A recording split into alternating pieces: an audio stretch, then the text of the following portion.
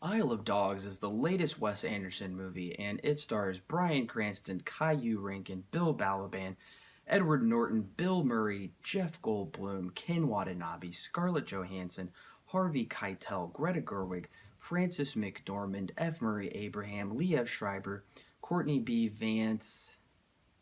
Did I say Tilda Swinton and Yoko Ono? I think I got it for the major players anyway. Kunichi Nomura also as well. This movie is the definition of a star-studded cast.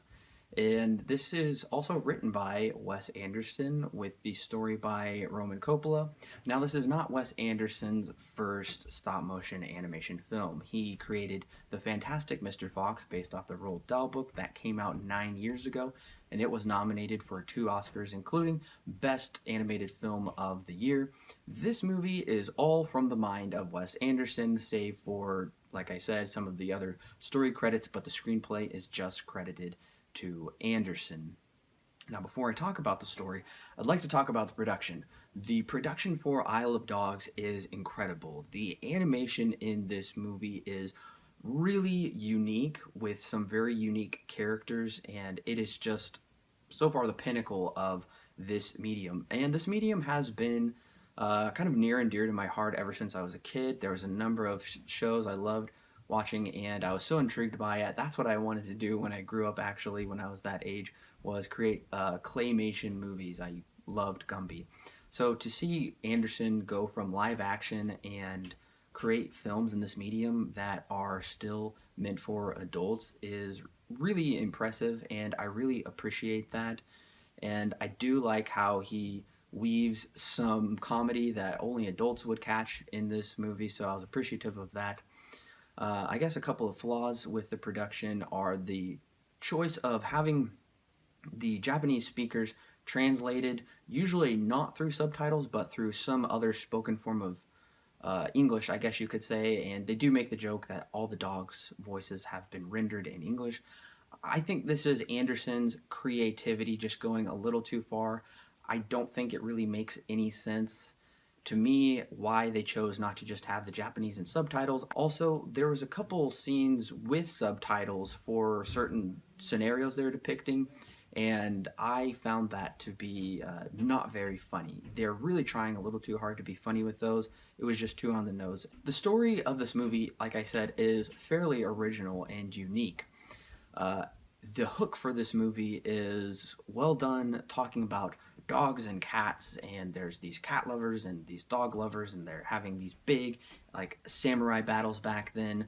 And surprisingly, though, this hook for the movie kind of sets up the premise, but also introduces some things that I feel don't necessarily play off. They're trying to say, oh, there's the samurai boy and the headless master.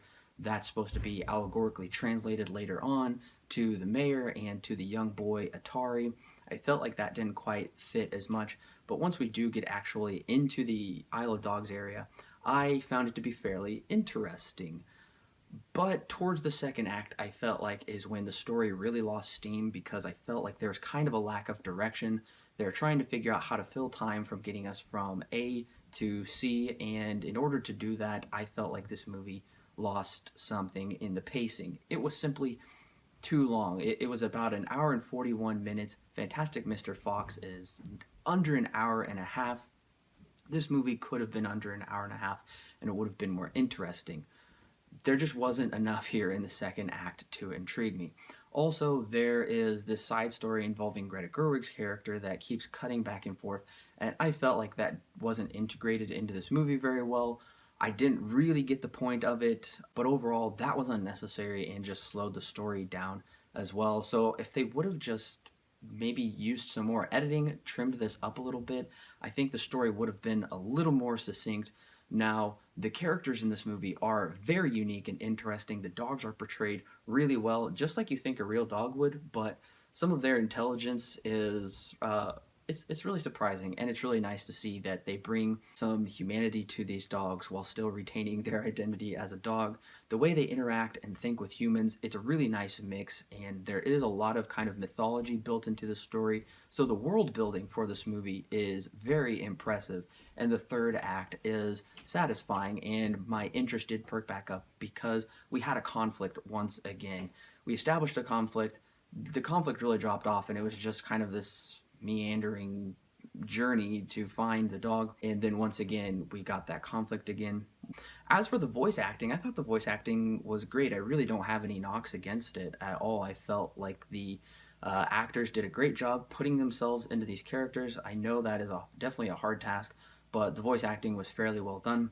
So overall, I was hoping Isle of Dogs would be better than it is. I think if it would have grabbed me a little more and been a little more intriguing with the story, then I would have had more of a fun time with it, but I did find myself clock watching a little bit about halfway into the movie. So I'm giving Isle of Dogs 7 stars out of 10 with a mild recommend.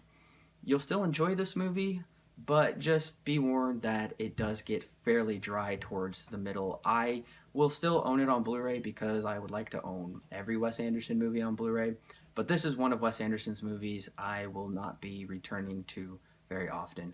Thank you for watching my review. Please click subscribe and the like button. Let me know in the comments below what you thought of Isle of Dogs, what worked, what didn't work about the movie. Is it better than Fantastic Mr. Fox?